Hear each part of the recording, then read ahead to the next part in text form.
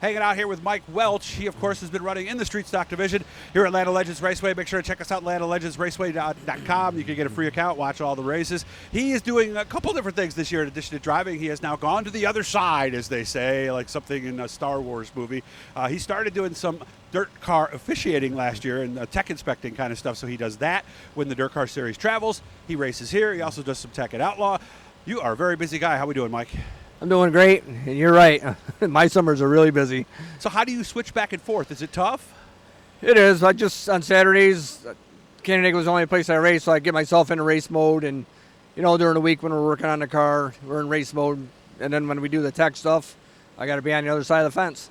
And I would imagine with your knowledge, you probably had to make darn sure that your car was exactly where it needed to be, right? Well, exactly. You don't want to be a tech inspector getting caught cheating. You know what I mean? I can see the headline now, right? You know, right. Not that we don't push it because you got to push it because that's racing, but without getting too specific, are there some things that drivers tend to overlook? You know, because I've always said there's different ways you can be, not make tech. Something where you're deliberately trying to get away with something, and others where it was just something that was overlooked. Are there some things that fall into that overlooked category?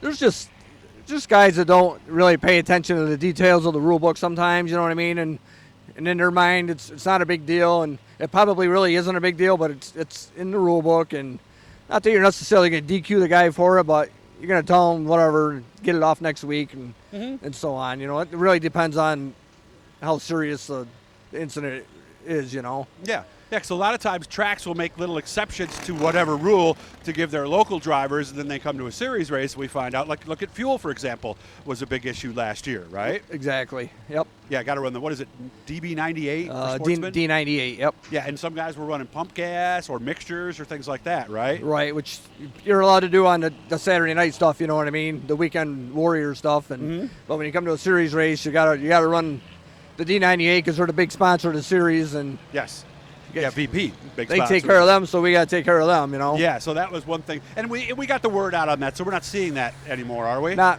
I haven't seen it this year at all. No. Okay. Now, last year was the first time you actually did this. I believe it was during Oktoberfest, right? Correct. What made you go that direction in the first place? Well, I was at Outlaw one night, and Dean Reynolds was there for a race, and I believe it was with the ESS, and he kind of cornered me a little bit, and wanted to know if I had any interest in doing that, and okay. I said, we can talk. And as Oktoberfest got closer, then they brought me on board and kind of a test run deal there. Yeah, show you the ropes too, right? And then we went to Dirt Car Nationals after that, and then set up a full schedule. Dean's actually got a whole tech team now, so there's a few other guys other than myself because of the distance of some of the tracks. Right. So it works out pretty well for Dirt Car. Do you tech one specific division or whatever happens to be there that night? Whatever happens to be there. Mainly this year so far it's been the modifieds and the sportsmen. Pro stocks haven't really had any series races up until this past Sunday at Glen Ridge, and I didn't go to that. You did? Okay. But there will be some races coming up here that I'm sure I'll be involved with. Some of these tracks new to you?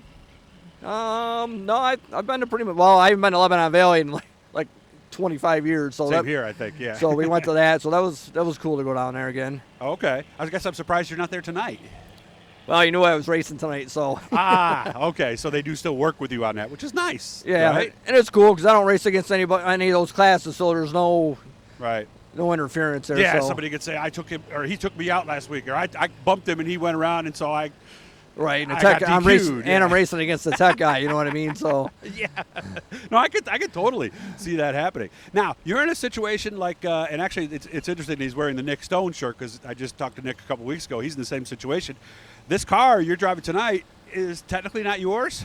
Well, it's mine until tomorrow morning. It's going to its new owner tomorrow, and we're gonna do a little updating over the winter and get up with the times of the street stocks. Oh, so you're gonna do your own deal again? Yes. Are you calling your buddy on your shirt or no? We've talked. Okay. Yep. Yeah, because what he does is more of a pro stock thing. What some of these other companies do is more like what we see out here, right? Yeah, but the new pro stock chassis with the coils is basically it's the same design as what the street stocks are running here now. So okay. Basically, he'd have to revamp the body and all that stuff, but that's the easy part. Some of these guys have told me that the street stocks here are pretty close to those old BRP late models, are they? Yeah, they're pretty close, but actually being involved with the rules at Outlaw Speedway, we're gonna reel them back in a little bit. Okay. Because you get to a point where everybody's spending way too much money, and that's when you start losing cars. And to be honest with you, the street stocks have grown tremendously at like Woodhull and Outlaw and Batavia and here. They're all getting roughly 15 to 23, 24 cars a week. Where 4 years ago we were lucky we got 6. So it's true. So we need to be careful, right? That we don't right. rein it in too You don't much. need to get it out of hand. You gotta keep it in line. Yeah, because we've had pretty good counts here at Canandaigua. Haven't had a lot of different winners, but we've had pretty good counts. Yeah, the car counts here have been great. Anywhere 18 to 22 cars, and that's awesome. So how do we rein in something that the horse is already out running around in the pasture now?